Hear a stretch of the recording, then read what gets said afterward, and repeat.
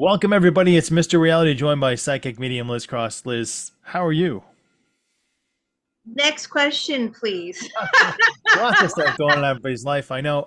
So this has been on my mind a lot. It seems like I pull things from the ether, and then last night I found out that Steve Irwin's hot niece is missing. So we'll get to that soon. But I wondered if we could talk to Steve Irwin from the other side, noted zoologist, Australian, crikey, excitable guy, and find out what's been going on.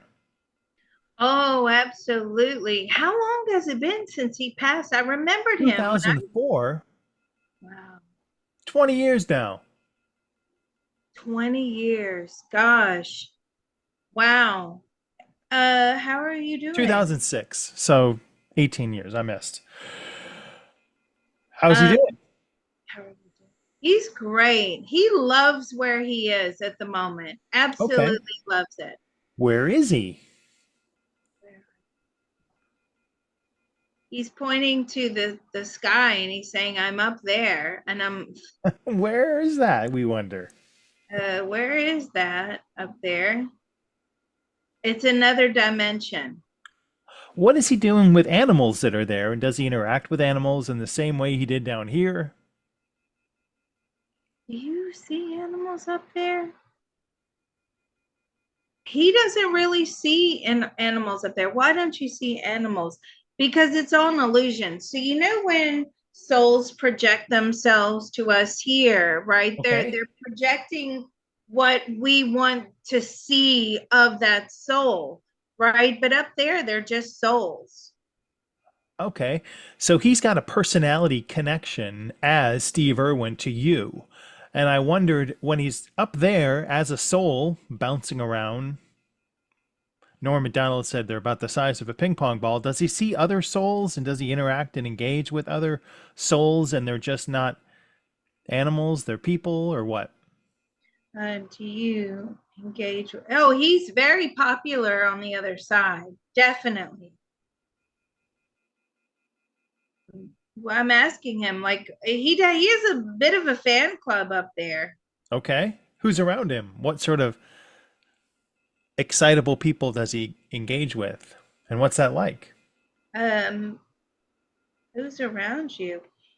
He's a bit of a leader on the in the spirit world. He's constantly like teaching. I'm saying, what are you teaching? He's teaching about he don't. So he isn't physically sort of engaging with animals, right? But he's teaching souls about his lifetime as Steve Irwin. Yeah, as Steve Irwin.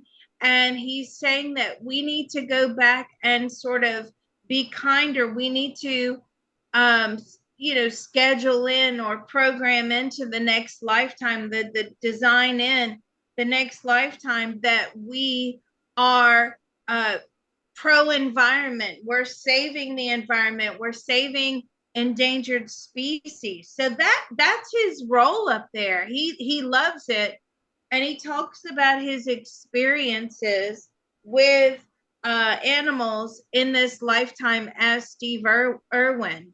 So what does the bully pulpit look like on the death side or heaven side or God plane, whatever you want to refer to it as?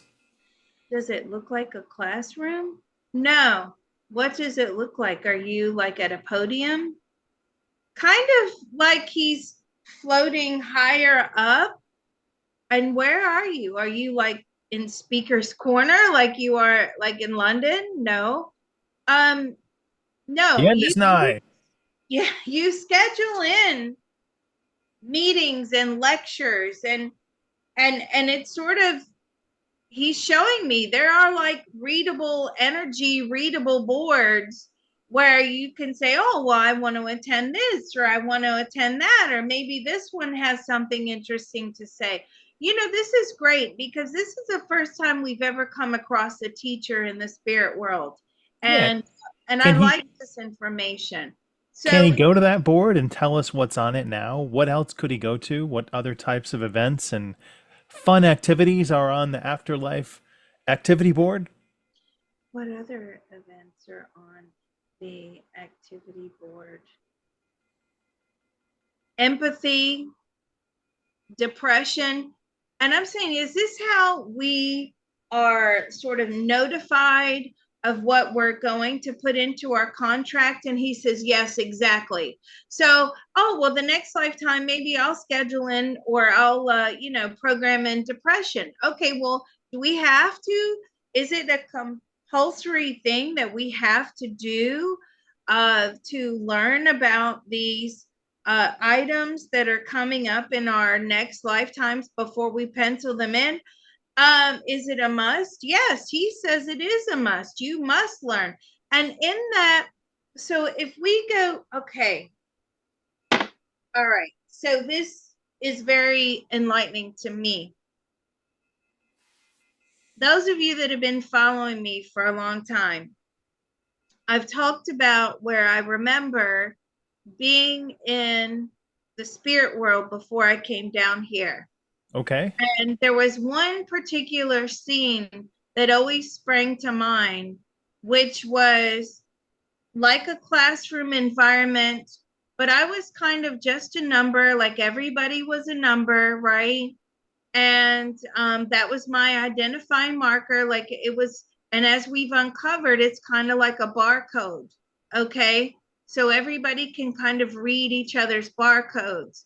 And there was this one particular scene where I remember being in sort of like a classroom or a lecture classroom environment, and I was learning about something. And then it was like, okay, those of you that think this is something interesting, that you want to put into your lifetime, raise your hand. And so people or souls raised their hands, and then they sort of paired up and they made those contracts, right? Oh, do you want to be this part of the contract or do you want to be that side of the contract? Oh, I'll take that side. You take this side. Okay. So that is very, very interesting to me what he's saying. So what else is on the board up there? All kinds of things. Almost every possible scenario you can imagine. Also, like where you're going to live is also on the board. Learning about different cultures, different countries, what those different cultures and countries can bring to you by way of Can experiences. he describe what the board looks like? Is it cork? Is it a screen? Is it a whiteboard that someone comes by, an angel, and writes stuff on? Is it a screen? It's like almost invisible, but you know that it's there. The energy is a lot heavier. And how do you actually read it? Yeah, everybody can read it. Everything is instant up there, so you can read everything just immediately. You know, when you meet someone, you don't say, "Oh, hi, Miss. What's your name? My name's Mr. Reality. How are you? How are you?" It's very much like you already know Oh, who they each know other me up are. there, I'm sure. Um, what does the classroom look like that Steve Irwin is What is the teaching in or lecturing in? And how many people are there, or orbs are there, or is it like a classroom? ping pong size is exactly right. Where did you get that from? Norm Macdonald. Who's that? We did Norm Macdonald a long time, a couple weeks ago. Oh, did we? Oh We God, did. we did so many I can't remember. Sorry about that. So what does your classroom look like? It's just basically like a setting, almost like an outdoor amphitheater, but how many souls are there? Sometimes you can have hundreds, sometimes you can have thousands. Do you advertise your class? No, no, nothing other than on the board. But do you speak to people about your class? Yes, he does. So do you go along and find other souls to connect with up there and sort of say, would you like to come check it out? All the time, he says. All right. I see people swimming with stingrays, and I think that's horrifically horrifying because you were murdered by a series of stingray strikes, and it was horrific. So, how to believe that the tragedy of your death affected your soul journey? Were you supposed to be killed by Stingray? Yeah, he was supposed to be killed. He was ready to go. He didn't want to be in this world at an old age, being a has been. He always wants to stay current. right? Okay. So My new plan is to grow a clone and put myself in that body as a younger me, so I'll avoid that as well. How did it affect you his soul can't journey, leave though? us now, Mr. Reality. Come on, we're Oh, it'd just be the getting younger warmed me. That'd be up. great.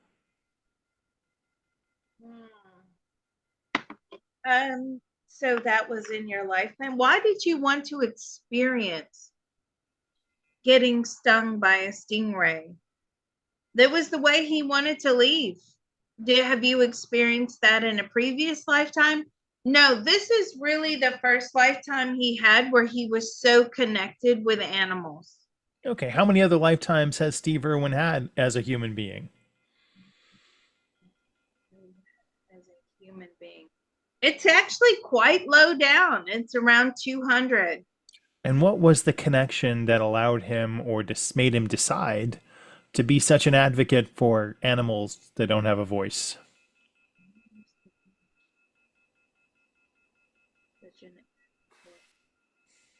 Because animals are people too. And we need to treat them with respect, dignity. We need to understand how they enrich the earth plane, their job, their importance here. We've come into this systemated hierarchy, he says, systematic hierarchy. And humans have put themselves at the top. And it's about reminding ourselves that, animals are a lot more powerful than we are. They're a lot more dangerous. They're predators, and they are not, you know, immune to the human hierarchy. They can overcome that. They will kill you. And that was part of what he wanted to highlight in his lifetime. This Disney view of animals is very, very false. It's a false reality. Well, he gave me a new phobia I didn't know I have by dying by stingrays. Did he feel that any of his life struggles in becoming Steve Irwin, I mean, that's like the crowning achievement when you get fame. So, what were previous lifetimes and incarnations like that led up to the Steve Irwin life?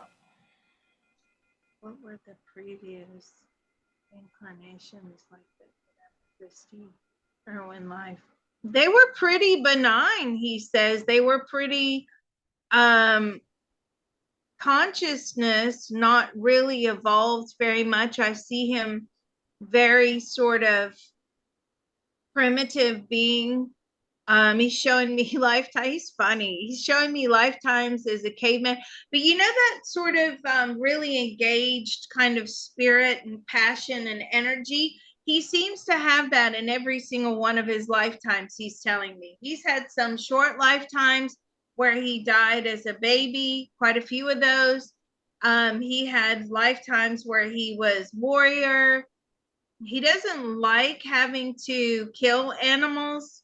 And I'm saying, but is that part of the reason you became Steve Irwin, like this animal educator to humans? Is it because of the regret or the sorrow or guilt that you had felt from previous lifetimes where you killed animals? And he said, absolutely. See, I knew that. He was trying to tell me that he was kind of, being a medium. You know how when you're in the spirit world, you're sort of reading everybody energetically. His energy is so strong. He was just throwing energy at me, ding, ding, ding, and that's why. So I kind of knew what he was trying to tell me. So this was to pay back the karma of like killing so many animals. He didn't like that part of himself in previous lifetimes. A lot of people don't. Well, I imagine, right. I would say the persona as Steve Irwin, is that a personality trait? Is that in his DNA? Is that now just a piece of his soul? Was that unique to Steve Irwin, or did he have that same type of gregariousness in other previous 200 lives?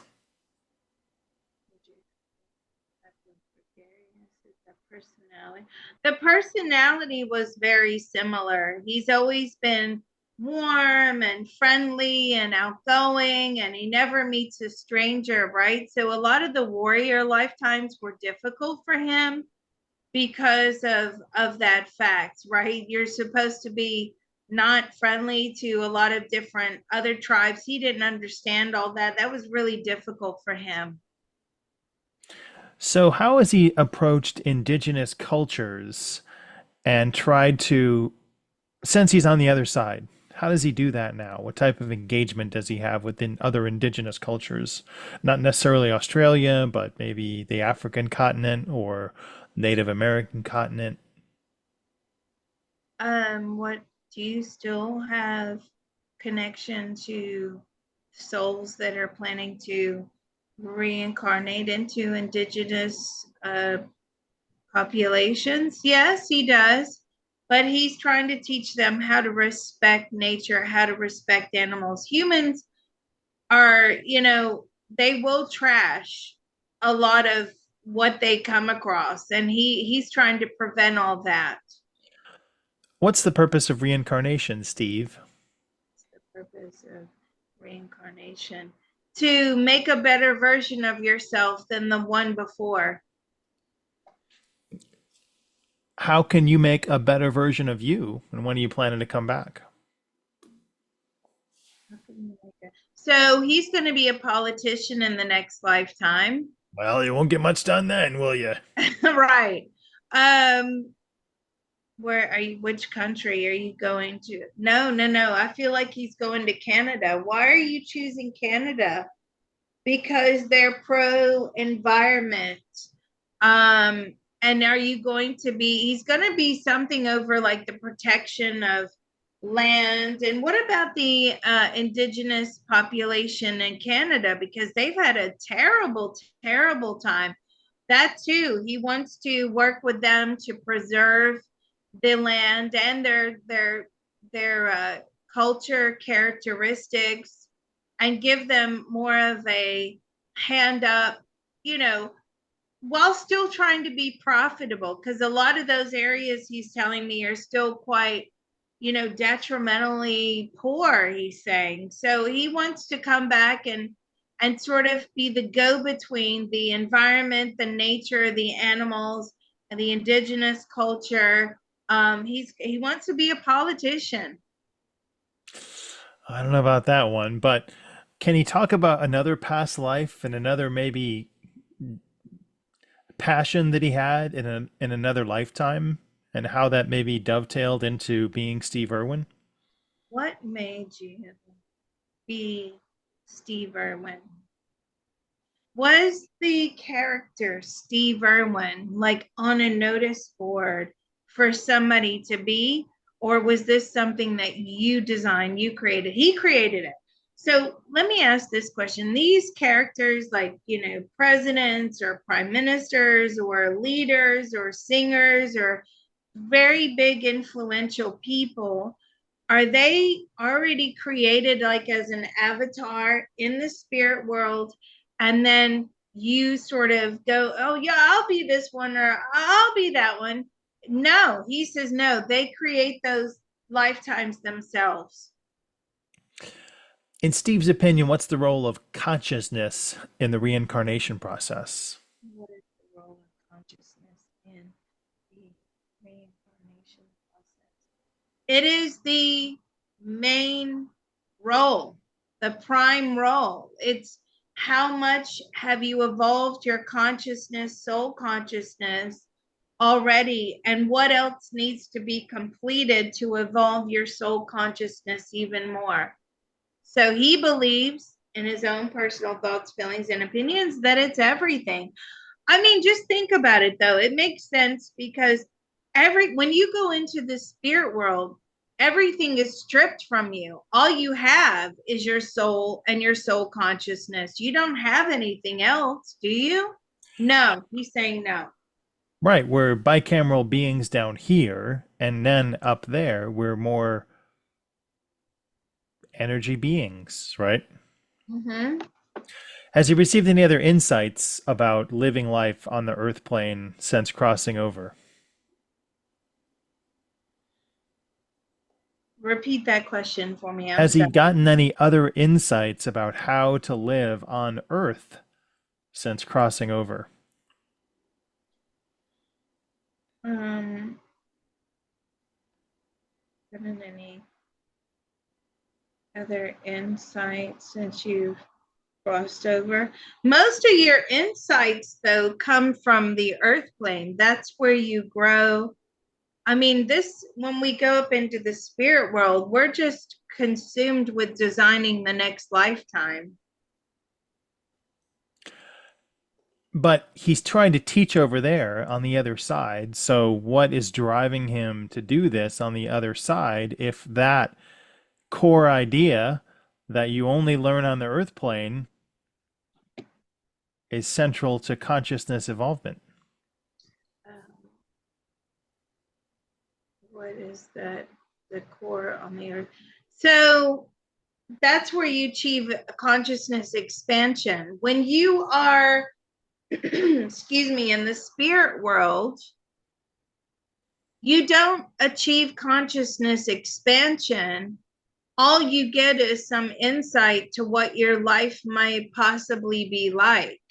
But it's not that sort of advancement of the soul. Okay, how much of that will The stick though? learning, sorry, let me give this to you. The learning that takes place on the earth plane is very different to the learning up there, right? Okay, I don't know. I'm not there, but okay. Well, you were there one day, one I time. don't know if I've been there yet, but okay. Where were you, in the spaceship floating around? Yeah, I'm new to this planet, so Oh, okay. Um, so the learning that takes place up there is just hypothetical learning. But the learning that takes place down here is reality learning, right? all So right. you're basically learning through real world experiences instead of hypothetical experiences like, oh, let's do this, oh, let's do that, this is what it could be like for you. But there's one thing about being told of these experiences and designing these experiences in, and it's another whole nother level when you are actually living in a body in these experiences in that reality. So my question, how does he feel he's driving the point home to those that attend the Steve Irwin Afterlife lectures to say, "Hey, be kind to animals because when we get down here, we just forget stuff that we knew up there." Why? How do you think that how do you think you're making an impact? Do you think that people take it on board? He wholeheartedly believes that people take it on board. He says, I am like basically churning out from the spirit world a whole lot of environmental activists.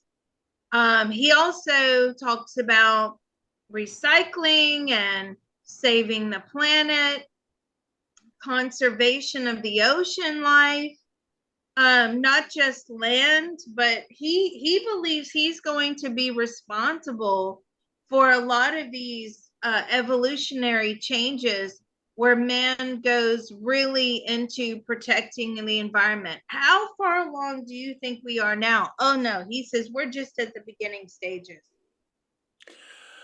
And does Steve Irwin, when's he coming back to a Canadian politician world? How far out is that future?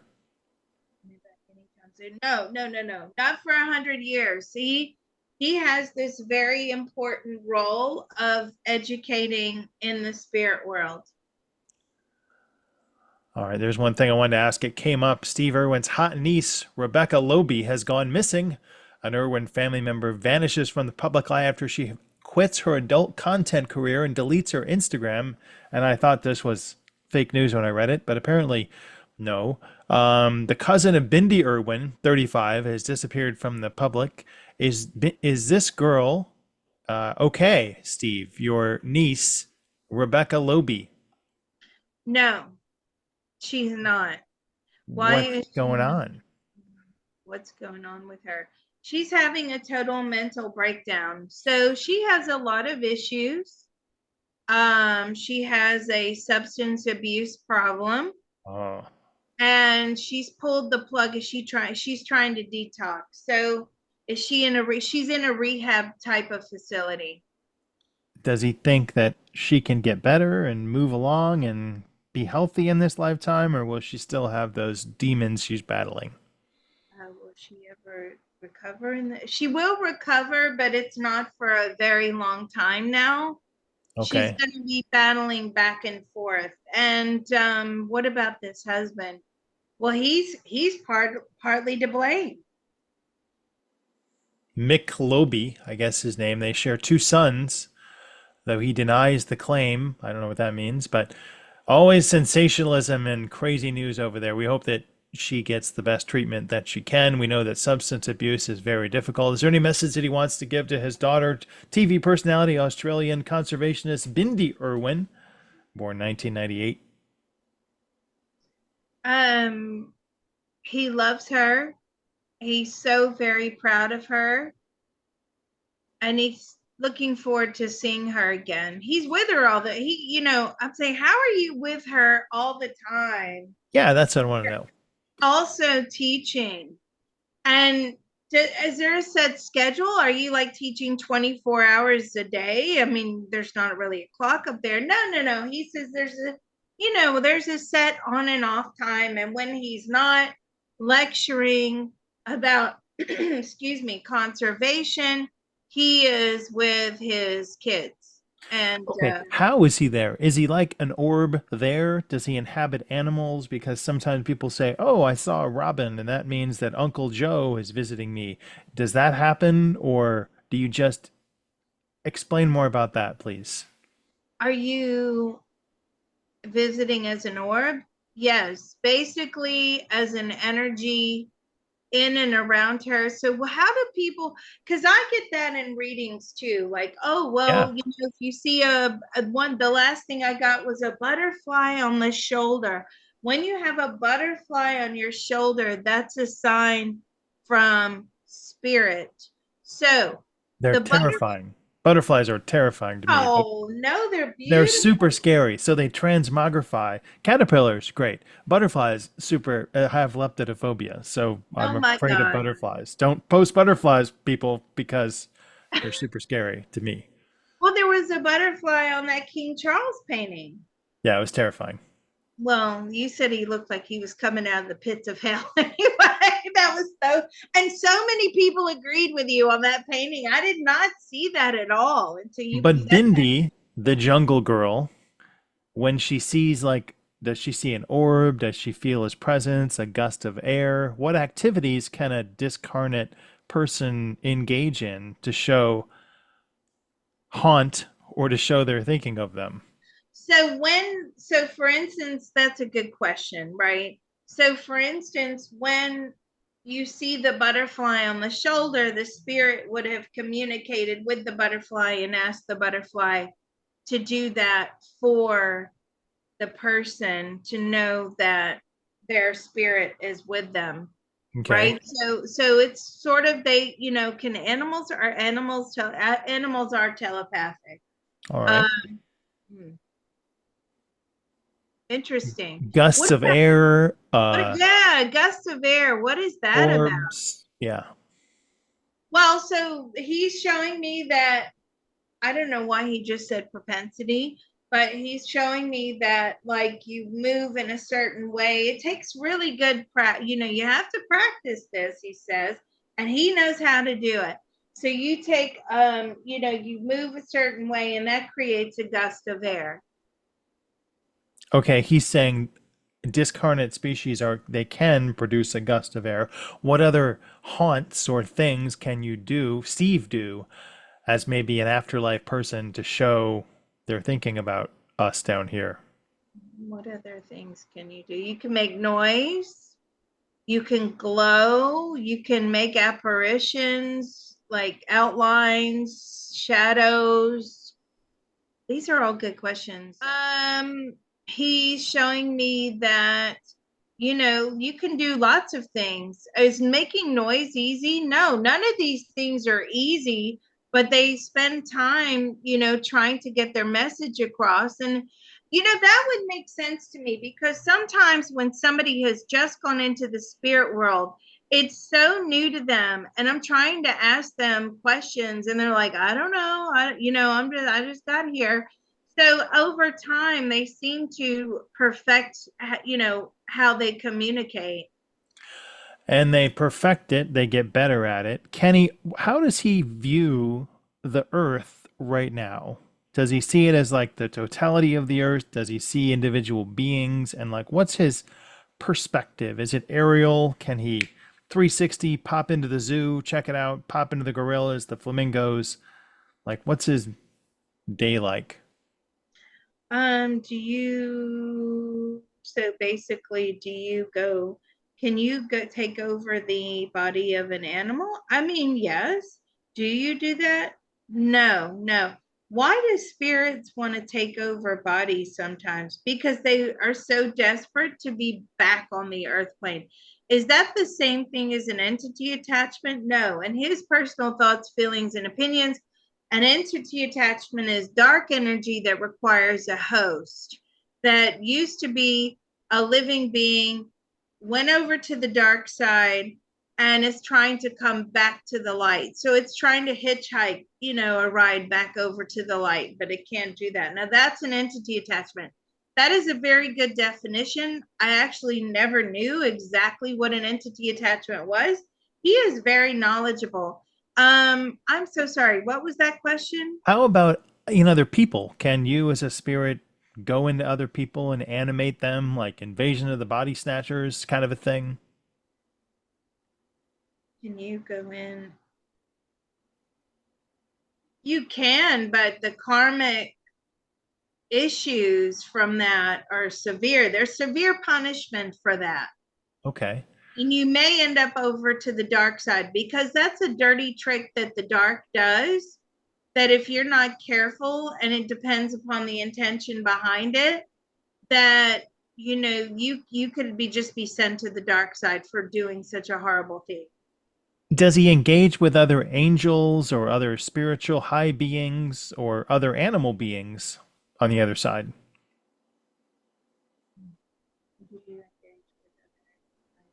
Angels on the other. Sometimes they come and they listen to his class.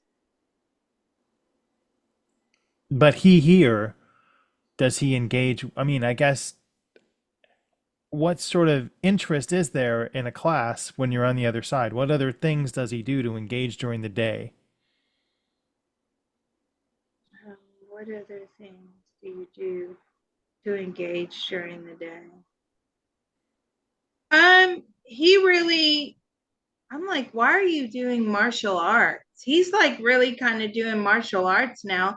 And I'm then the like, why are arms. you doing that? And he's like, we learn how to manipulate energy. We learn how to move energy. We have to learn how important energy is, how it sort of factors into the timelines and all kinds of things like that. So he's showing me like he can move really quick. He's like doing all these moves at the moment. I'm like, I feel like I'm watching a Bruce Lee film. And now Bruce Lee has stepped in. Oh God, I shouldn't have said that. Whoa, Now they're having a battle. that's exciting. I wanted to ask Steve Irwin what he thinks people down here should do to give greater awareness to the plight of animals. What do you think people should do to get greater awareness to the plight of animals? You have to respect them and their power and their ability and their contribution. What about insects? Everything, every living thing on the planet has a purpose, has a reason, is doing a special job, and you must always remember that. Don't squash a fly, he says. Does he feel like he didn't do that? as the life of Steve Irwin, or that he did? You feel like you did or did not do that? He feels like, why do you say did not? You did not, you didn't. I I only appreciate it more now that I'm on this side as opposed to when I was there. So now he sort of has the full view. You did ask, what did his view look like? Was it aerial? Yeah. No, How he does he said, see the Earth? you know, like, if you put on, what are those things called that you wear? VR And goggles. yes, it's like VR goggles. Okay. Uh, does he ever see the stingray that murdered him? Ooh, is the stingray that murdered you still alive? No. Do you ever see it? Yeah, he's like, we're old pals. He's gonna kill him again too. And he looks forward to that. Why? I just don't get it. Should people out there be concerned that they'll be murdered by stingrays because this introduced a brand new phobia? Should people out there be concerned that they're murdered by stingrays? Yes, they should be very concerned. Those animals are dangerous animals, and you have to respect the element of danger. If you're in the ocean, you're putting your life in the hands of those animals. But I want to ask him this question because there's a lot of people that swim with dolphins. Have you ever swam with a dolphin before, Mr. Reality? No, I've never met one. Oh my gosh, it's so much fun. All It's a right. really brief encounter. I think they would try and murder me, but all right. Oh my goodness. And is swimming with dolphins dangerous? Not usually. No, not usually. I just wanted to. No, I'm not talking about wild dolphins. I'm talking about trained dolphins, in a very controlled setting. So those are not dangerous. Not really, not normally. What about like swimming it with sharks, like being in a cage? He says, yeah, if the sharks are hungry. That's so funny. Steve Irwin, we're glad you're over there. We're glad you're still spreading the word, and we miss you. We sad that you had to leave us so early, but any parting words for the people out there listening? I love all my fans, and he blew you all a kiss. Thanks, Steve. Right back at you.